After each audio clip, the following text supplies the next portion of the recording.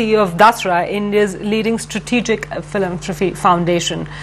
Mr. Sanghvi, thank you so much for joining us. You heard, hopefully, some of what those two guests were saying. Do you think that this trip by this trio, this really powerful threesome, would have convinced India's corporates or the wealthy individuals to sit up, take note, and actually have an action plan on giving? I think what's happened, which has been very interesting over the past 6 months, is that philanthropy has been more a discussion point in this country than ever before. I mean, we're fortunate that we have individuals like Mr. Piramal who are large givers and have been for some time, as well as Mr. Adi Godrej, Mr. Ratan Tata. But this conversation which was had today really brought together a much larger fold of billionaires across the country to actually converse on philanthropy and becoming strategic about your giving. And I think that's phenomenal, and those discussions need to continue beyond today's visit. Is there an expectation then on your part that some of those purse strings which were tight will be loosened, will be opened up? Money will come out? Well, once again, I think over the last 6 months, when you had Azim Premji make some large announcements, Mr. Shiv Nadar, and a few days ago, Mr. G.M. Rao. So I think these announcements will continue to occur here.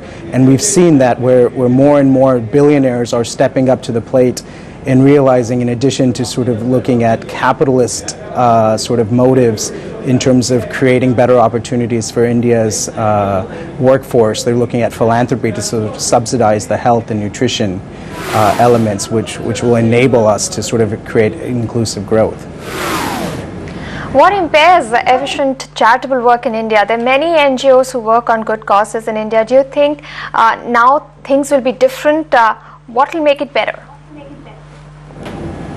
Well, I think Mr. Buffett and Mr. Gates have done a great job at highlighting that the principles and practices that you see in this country are extremely innovative and have been recognized globally as leaders, whether it's Akshay Patra feeding 1.4 million children on a daily basis, or Magic Bus reaching out to 150,000 children and youth across the country using sport as a platform to create social impact.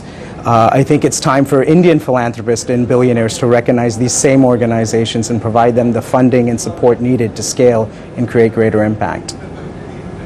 You know, Mr. Sanghvi, I just want to take you back to what Bill Gates said earlier at a conference. He said, first-generation wealth is far more generous than dynastic wealth.